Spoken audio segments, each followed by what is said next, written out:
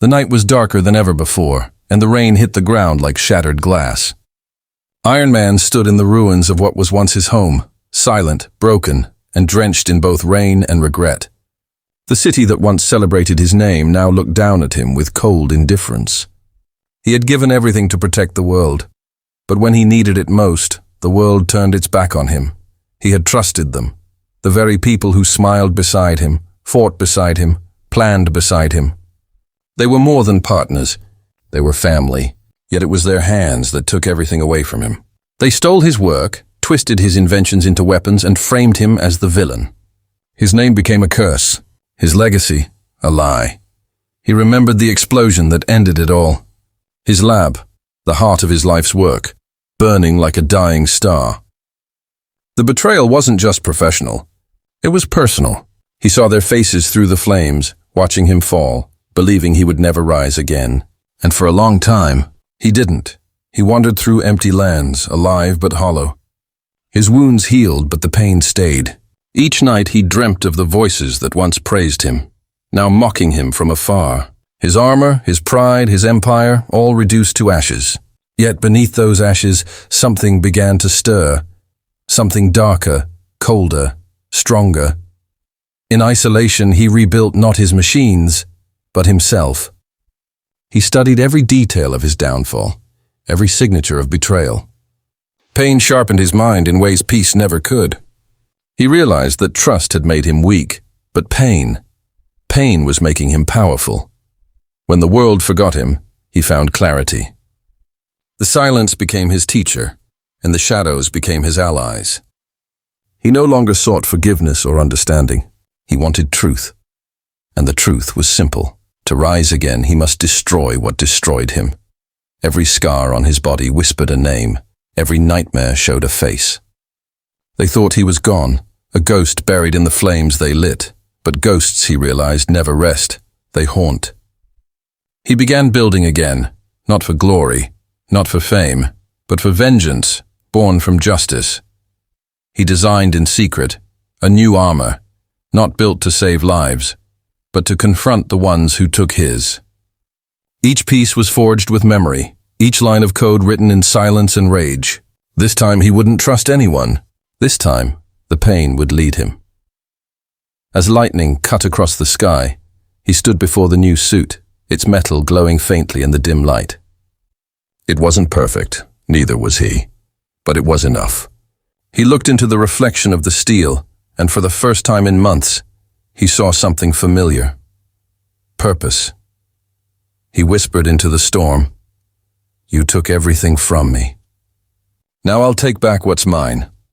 The night thundered in answer, as if the world itself knew. Ironman was returning from the darkness. And this time, he wasn't coming back to save anyone. The city had changed, but the corruption remained the same. Ironman watched from the rooftops, his new armor hidden beneath a cloak of shadows. Every light, every whisper, every passing car reminded him of the life he once lived, a life stolen from him by greed. He had come back, not as a savior, but as a ghost carrying the weight of vengeance. He began by studying them one by one, the betrayers who wore success like a mask. Ethan, his most trusted partner, now owned the company they built together.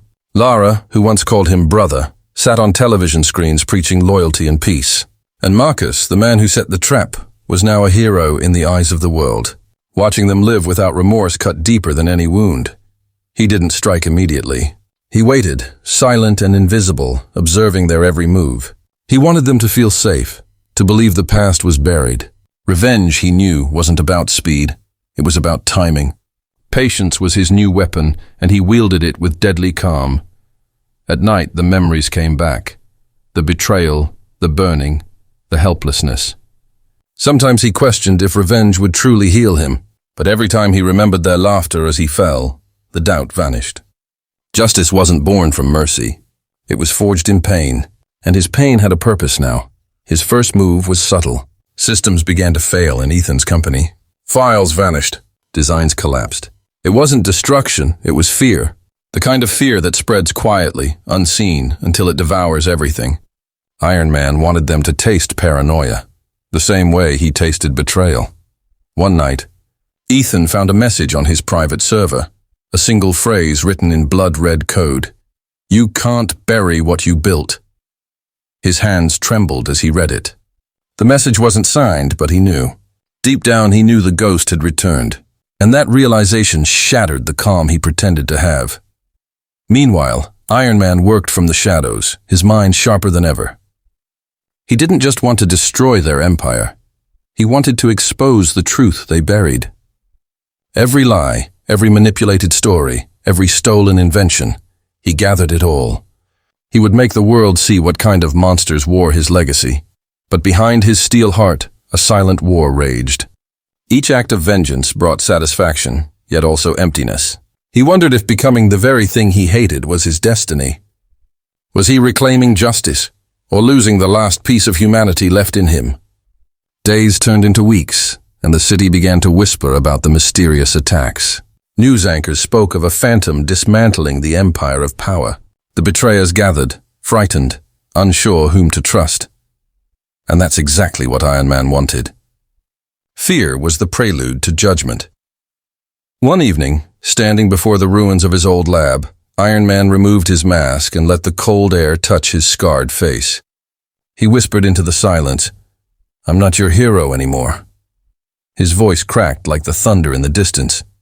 The world thought he was gone, but he was back, and his revenge had just begun.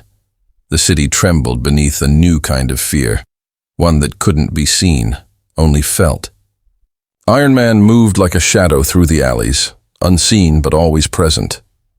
He had begun dismantling their world piece by piece, but this was only the beginning. Revenge wasn't about destroying walls, it was about breaking hearts. And he was just getting started. Ethan's empire began collapsing in silence. Investors pulled out, systems glitched, and his once proud headquarters flickered with power failures. But Ironman didn't just want to ruin him.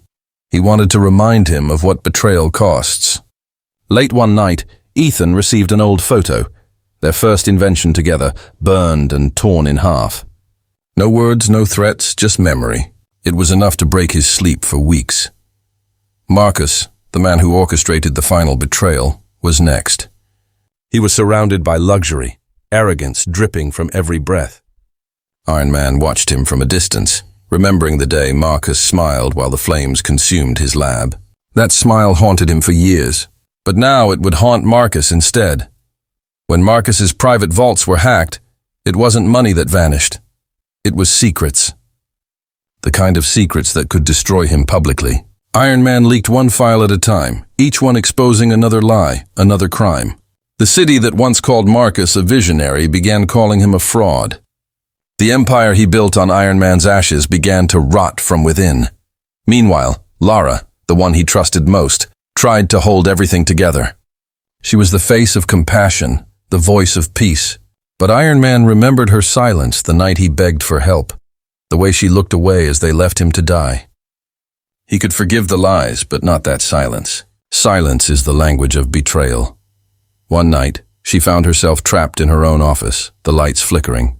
The monitors turned on, one by one, showing footage of their past, the team laughing, celebrating, building dreams together. Then the last video appeared, the fire, the betrayal, and his broken body on the floor. A voice echoed through the speakers, calm, cold, and familiar. "Do you remember what loyalty meant before you sold it?" She screamed his name, but he didn't answer. The lights went dark. Ironman returned to his hideout, sitting before the broken core of his old suit, the same piece that once saved his life. He watched it flicker weakly, a reflection of his own soul. He wanted to feel satisfaction, but all he felt was exhaustion. Revenge was supposed to bring peace, yet the emptiness inside only grew. He stared at the photo of his team, once friends, now enemies. Somewhere deep inside, he still saw fragments of what they used to be. A small part of him wished things had ended differently. But forgiveness was a luxury he could no longer afford.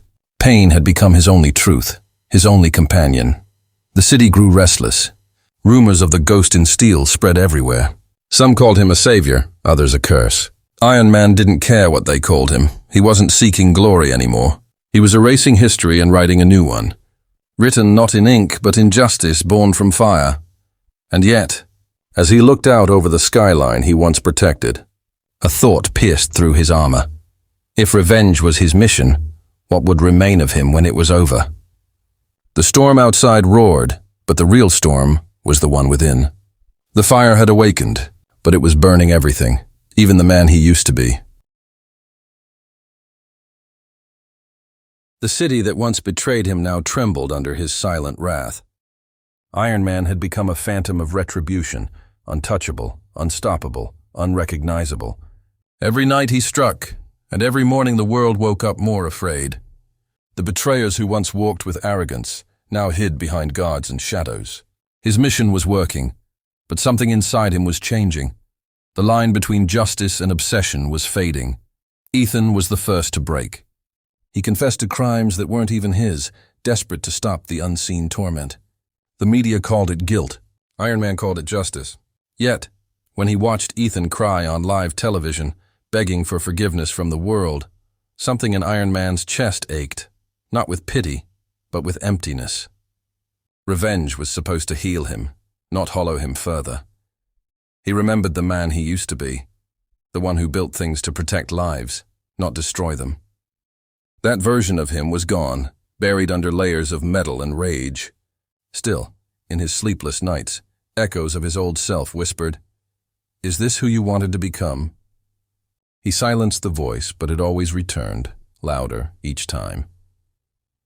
One evening, while tracking Marcus, he crossed paths with a young engineer, trying to save people from the chaos Ironman himself had caused. Her name was Ayla. She reminded him of himself, brilliant, fearless, and full of belief in goodness. Watching her risk everything for strangers cracked something deep inside him. She didn't know who he was, and he didn't tell her. For the first time in years, he saw the world not through vengeance, but through her eyes, hopeful, fragile, and worth saving. Ayla's presence began to haunt him. She asked questions he couldn't answer. Why did he hide? Why did he destroy? Why did he look so broken behind his mask? Her kindness was dangerous. It made him feel again, and feeling meant weakness. He tried to distance himself, but her words stayed. Pain can make you powerful, but don't let it make you cruel. Meanwhile, Lara discovered something shocking. The coded files Ironman was leaking contained not just evidence of their crimes, but also recordings of his own pain, his last messages before the betrayal. For the first time, she saw what they had truly done. Guilt tore through her like fire. She realized the man they destroyed hadn't died. He had been reborn into something they could never control.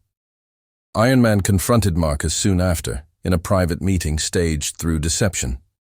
It wasn't a fight. It was an execution of truth. Marcus admitted everything. The lies, the framing, the greed. But instead of satisfaction, Ironman felt a crushing silence. The man who once terrified him now begged for mercy, shaking, pitiful. Killing him would have been easy. Too easy. So Ironman left him alive, knowing that guilt would finish what vengeance could not. That night, Ironman returned to his workshop and sat in front of his mirror. The reflection staring back was not a man. It was a machine of pain. His eyes, once bright with purpose, were empty. He touched the scar across his chest and whispered, "I've become what they made me." For the first time, he felt fear, not of death, but of himself. Ayla found him there hours later, surrounded by shattered metal and silence. She didn't speak, didn't ask. She just stood beside him. In her presence, the fire of revenge flickered, softer than before.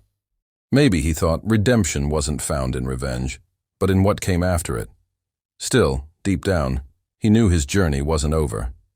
The truth was out. The betrayers were falling apart, but the battle inside him had just begun.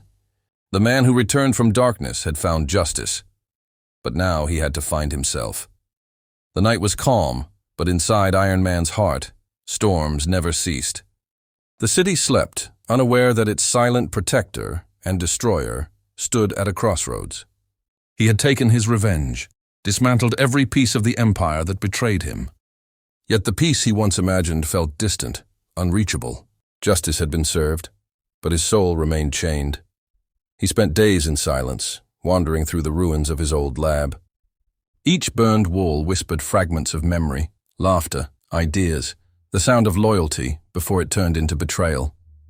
He touched the cracked floor where it all ended and whispered, "I came back to destroy them, but somewhere I destroyed myself too." His voice broke, echoing into the emptiness. Ayla visited him again. She had discovered who he truly was, not through clues or data, but through the sadness in his eyes. "You're not a monster," she said softly. "You're a man who was hurt too deeply to heal." Her words hit harder than any bullet ever could. He wanted to believe her, but belief was something he had buried long ago. He showed her the last file, a confession video he had prepared for the world. It told the truth, how he was betrayed, how his creations were twisted, and how his thirst for revenge almost consumed him. "Maybe," he said quietly. "It's time the world knows everything. Not just what they did, but what I became." Ayla looked at him, tears filling her eyes. "Then tell them who you really are," she whispered. "Not the ghost, but the man who survived." For the first time in years, Iron Man hesitated to wear his armor. It no longer felt like protection. It felt like a prison. The suit that once symbolized power now reminded him of pain. He left it on the table and stepped outside as just a man, without the mask, without the name. The wind felt strange on his face, almost like forgiveness. Meanwhile, Lara found herself standing at the same place where she betrayed him years ago. She left a message on his network, not to justify, but to apologize. "We were blind," she said. "We wanted power, and we destroyed the only man who could have saved us. I don't ask for forgiveness, but I hope you find yours." For the first time, her words didn't make him angry. They made him human again. Iron Man released the confession to the world. It spread like wildfire, the truth of his fall, the corruption, the pain behind the legend. The same people who once cursed his name now wept for him, but he didn't want their pity. He wanted them to remember the lesson, that betrayal destroys more than trust. It destroys the soul that once believed in good. Days later, he met Ayla again, this time without armor, without anger. She smiled faintly and asked, "So, what now?" He looked at the horizon, the dawn breaking over a city that finally understood him. "Now," he said, "I rebuild, not what I lost, but who I am." His voice was calm, steady, real. The fire inside him had not died. It had transformed. It no longer burned for vengeance, but for purpose. He realized that true strength wasn't in revenge, but in the courage to rise again after everything inside you has fallen apart. And as he walked away from the ruins, the light of dawn fell across his face, a man reborn. No longer Iron Man the Avenger, but Iron Man the Survivor. The darkness had shaped him, but it did not own him anymore. His redemption had finally begun. The city stood silent at dawn, bathed in gold and gray, as if the heavens themselves were holding their breath. Iron Man, or the man who once wore that name, walked through the empty streets, unarmored, unguarded, free for the first time in years. The ghosts that once followed him had grown quiet. Only one voice remained, his own. The voice that once whispered for revenge now spoke of peace. He visited the graves of those who had fallen during his war, innocent people caught in the crossfire of vengeance. He knelt before them, his hand trembling as he placed a single steel fragment from his armor on the ground. "You didn't deserve to pay for my pain," he said softly, "but your memory will guide what I build next." The wind carried his words away, but in his heart they echoed forever. News outlets still spoke his name, now with respect instead of fear. They called him a symbol of truth, a man who fought back against corruption. But he didn't want to be anyone's symbol anymore. He had learned that glory and guilt often wear the same mask. What mattered now was not how the world saw him, but how he saw himself. Ayla became his closest companion, not in war, but in rebuilding. Together they began designing again, not weapons, but technology meant to heal and protect. "You can't change the past," she told him one night, "but you can make sure its pain saves others." He looked at her and realized that maybe redemption was never about forgetting. It was about transforming pain into purpose. Lara visited him one last time. Time had softened her eyes, but not her regret. She handed him a file, the last of his stolen designs. "You deserve to finish what you started," she said quietly. He nodded, not with hatred, but with forgiveness. The silence between them wasn't heavy anymore. It was peaceful. Sometimes forgiveness isn't spoken. It's understood. The old armor still stood in his workshop, lifeless and cold. He looked at it one final time, knowing it represented everything he once was. The anger, the vengeance, the grief. He pressed a switch, and flames slowly consumed it. The fire reflected in his eyes, but this time it wasn't destruction, it was release. The Iron Man of vengeance was gone. What remained was a man reborn from his own ashes. Standing atop the same building where it all began, he looked over the city. The same skyline that once betrayed him, now glowing beneath the sunrise. "The world will always have darkness," he whispered. "But sometimes, even the broken can become its light." His words carried in the wind, fading into the hum of life below.